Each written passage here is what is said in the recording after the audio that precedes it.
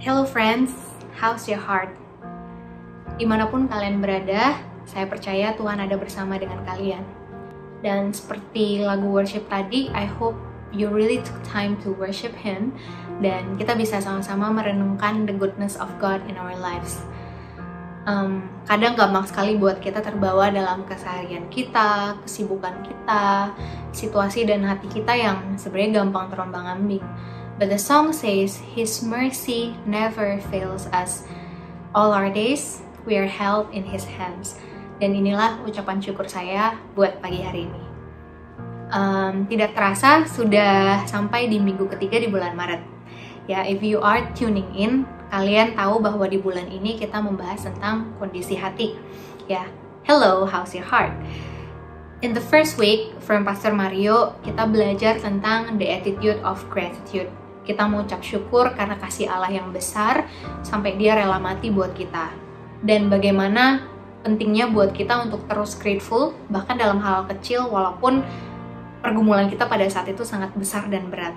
There is still a lot to celebrate even in the midst of our struggle. Last week, Cinoni membahas tentang handling disappointment. Apa yang kita alami seringkali berjalan tidak sejalan dengan ekspektasi kita. Lalu kita kecewa, kita mencari jawaban di sana-sini, pembenaran di sana-sini, tapi kita tidak mencari kebenaran itu sendiri. Kita banyak berjalan dengan kekuatan kita sendiri. But God is faithful, even when we are not. Dia tetap mengasihi kita dan menanti kita untuk bersandar kepadanya. Hari ini saya punya sedikit sharing dari hati saya. I want to talk about repentance, I want to talk about character, and I want to talk about choosing God. Please don't expect a whole Bible study on this. Saya sebenarnya cuma pengen sharing apa yang Tuhan sedang kerjakan di dalam hidup saya. Jujur saya sempat coba untuk menghindar dari tanggung jawab saya untuk melayani di minggu ini karena saya tahu betul, at that moment I was not in a good place, my heart was not in a good place. I really felt like a fraud. Ada banyak hal yang harus saya confess di hadapan Tuhan sebelum saya siapin message ini. Ini adalah satu season yang cukup melelahkan dan sendirian buat saya. Saya tahu betul ada banyak ketakutan, anxiety, kekecewaan, dan banyak sekali hal di hati, pikiran, dan mungkin tindakan saya yang gak berkenan di hadapan Tuhan, dan itu bikin saya jauh dari Tuhan. Pada saat itu bukannya saya memilih untuk rest, bukannya surrender sama Tuhan, bukannya mencari hadirat Tuhan, tapi saya malah terus-terusan overthinking, keras hati, I blame the people around me, I was ghosting God, dan menghadapi semua beban ini dengan cara saya sendiri. And of course, I fail miserably. Tapi pagi hari ini saya mau bersaksi bahwa Allah Bapa kita itu sungguh luar biasa. Dia adalah Bapa yang baik. Saya benar-benar gak habis pikir ya, gimana tuh orang bisa hidup tanpa Tuhan. What a scary and lonely life. During those low moments, and I can say until this very day, sampai hari ini, I know that whenever I messed up, all I need to do is I call upon God and I repent. And I learned that repentance doesn't end at repentance only. Maksud saya itu adalah pertobatan itu bukan cuma sekedar pengakuan semata. Pertobatan itu bukan cuma one time off atau sekali saja kita lakukan. Tapi pertobatan itu adalah sebuah proses. Itu pengakuan yang disertai dengan penyerahan diri dan tindakan pertobatan yang berulang-ulang dan bahkan seumur hidup. Ya, pertobatan ini kemudian akan membentuk karakter kita untuk menjadi semakin seperti Kristus. True repentance is the foundation of a godly character. Pertobatan yang sejati adalah dasar dari karakter ilahi. Karakter tidak berkembang sepenuhnya saat kita dilahirkan, tapi sebaliknya karakter itu terbentuk dari pilihan-pilihan yang kita buat terus-menerus di dalam hidup kita. So it is the sum of our choices in life. The Greek root of character, charisein, I hope I spell it right, meaning to sharpen, cut in furrows, or engrave. Ini artinya karakter adalah alat ukir dalam hidup kita. Each choice that we make is a defining moment in our lives, that can be a catalyst towards or away from the development of our godly character. Maksudnya pilihan yang kita buat dalam hidup kita itu bisa menjadi katalis. Katalis itu kan sesuatu yang mempercepat atau memperlambat nih kita berkembang gitu menjadi untuk memiliki karakter ilahi itu. And every day we make choices in our lives that directly or indirectly impact who we are as a person. Kita tahu bahwa bukti kedewasaan itu adalah tanggung jawab. Ya, tanda anak-anak semakin dewasa adalah pada saat mereka bisa dikasih tanggung jawab dan melaksanakannya dengan baik gitu. But of course, as human we mess up. We don't always make good choices. We make poor ones too.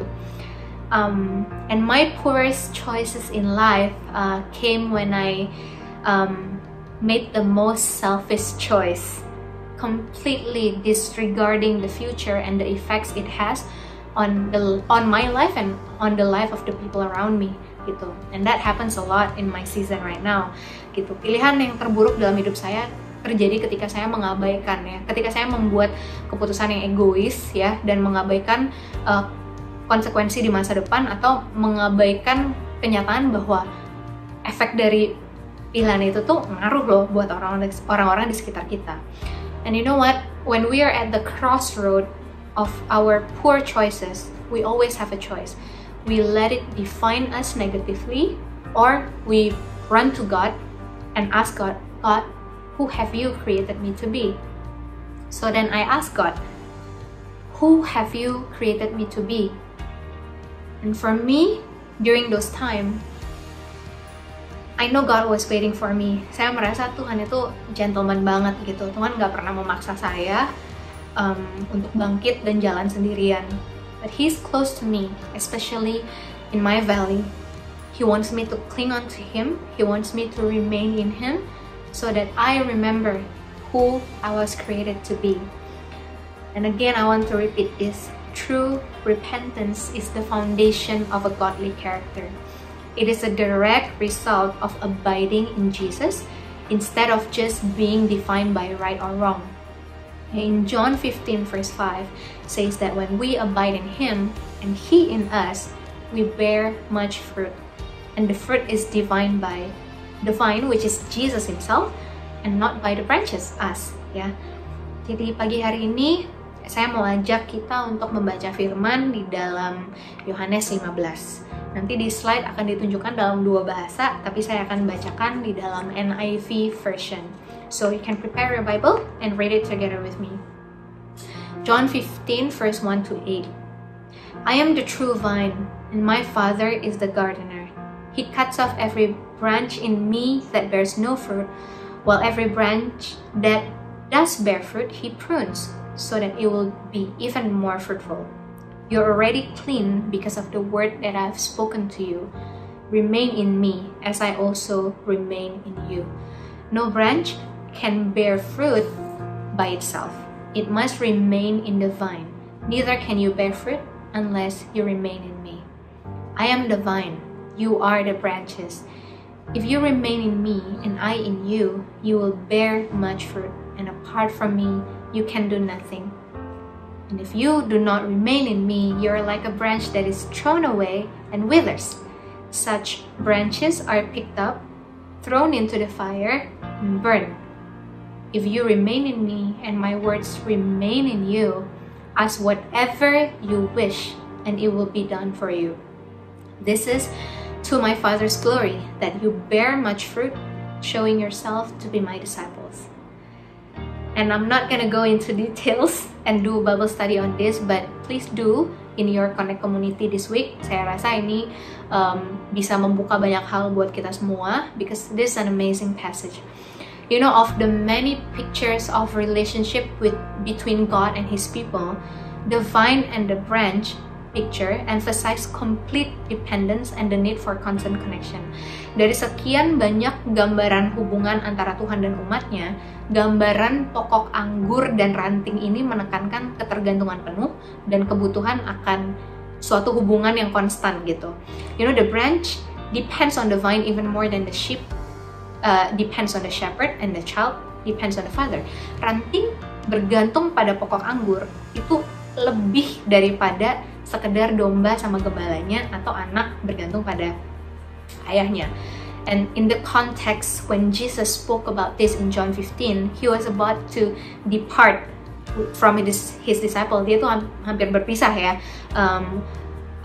dari murid-muridnya. Jadi this was like an important encouragement buat mereka gitu. Jadi walaupun he's gonna be away, he said that if you remain united in me and they in him, so inilah pentingnya gitu loh.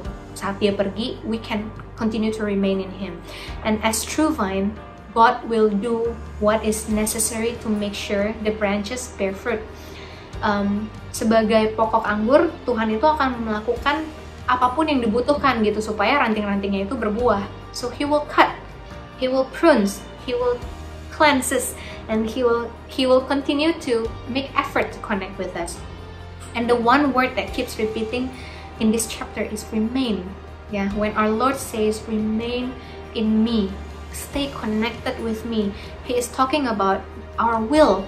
Dia berbicara tentang kehendak kita. He's talking about our choices, pilihan yang kita buat. He's talking about decisions that we make, keputusan yang kita bikin dalam hidup kita. We must decide to do these things and include him in the process so that we can keep ourselves to align and in contact with him. This is what it means to abide in him. You know, the disciple, us, yeah, we cannot do true good for God and his kingdom kalau kita nggak remain with him, kalau kita nggak consciously connect and remain in Jesus. The connection is maintained by obedience and prayer. I want to repeat this again. The connection is maintained by obedience and prayer. To remain in Christ and allow his word to remain in oneself, it means there is a conscious acceptance of authority of his word and a constant contact with him by prayer. Artinya, untuk berdiam di dalam Tuhan, kita tuh harus mengizinkan firman-Nya, menerima firman-Nya dan ketuhanannya dia dan otoritasnya dia itu sepenuhnya dalam hidup kita, ya. Dan kita harus terus berhubungan dengan Tuhan itu lewat doa-doa kita. In verse 8 it says, "This is to my Father's glory that you bear much fruit, showing yourself to be my disciple." And the purpose of fruit bearing is to bring glory to God, not to the disciple. Yeah, a branch that bears much fruit brings honor and joy to the one who care for the vine. And the disciple, ya, sama halnya dengan disciple who bears much fruit in a spiritual sense, it will bring honor and joy to God as well. Tapi kadang-kadang, unfortunately, we focus too much on bearing fruit that sometimes we just don't want to remain in him. We are too impatient, and that is not right. Real fruitfulness is only determined over an extended period of time. Genuine conversion is not measured by the hasty decision but long range of fruitfulness. Yeah, friends, I know that this season can be intense, so intense sampai kadang-kadang kita merasa terpojok atau kadang kita kayak udah lepas tangan, udah bingung mau ngapain, so we feel like ya udah cuek aja, ya udah cari yang gampang aja, so we give in to an easier choice because we cannot take the intensity. We give into sin, we give into what we want at the moment gitu. Kita nggak bisa bertahan dalam proses. But do remember, the intensity that we experience right now, it is a catalyst for us to develop this character and maturity in God. Yeah, so we can ask ourselves every day, Tuhan, kira-kira apa ya pilihan-pilihan yang berbeda yang aku bisa ambil gitu setiap hari. What are the different choices that we have to make? What is it that God wants me to grow in my life right now? What is it that I need to give God and surrender to God and repent to God right now? I don't know about you, but for me, I have a really long list. Maybe you can take some time today or this week and the next week, be open, be accountable to someone, journal it, or pray, take time to fast or whatever, take your alone time with God. And I want to invite you to write those things and be really vulnerable with God. Apapun yang membelenggu kita, apapun yang Tuhan sedang berbicara di hatinya kalian. Tuhan selama ini udah ketuk di hati kalian, tapi sometimes kita kayak tutup telinga aja. But take this moment to be vulnerable with God and give everything to Him. And I used to hear this a lot last time during an altar call in church. When you take one step toward God, God will take 1,000 steps toward you. So yeah, again today I don't know what is it that you need to let go to God, but I know God is working even when we don't see it. So kalau ada teman-teman yang ingin memberikan hidup kalian kepada Tuhan sekali lagi, I want to invite you to pray together with me. Let's close your eyes and put your hands on your chest, and you can say this prayer with me. God, I thank you that your mercy never fails me.